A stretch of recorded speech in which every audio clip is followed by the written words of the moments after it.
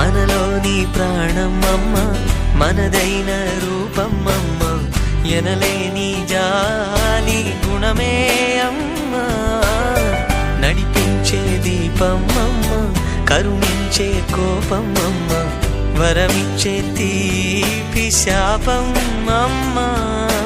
నాయాలి అమ్మగా తుండగా జోలాలి పాడన కమ్మగా కమ్మగా.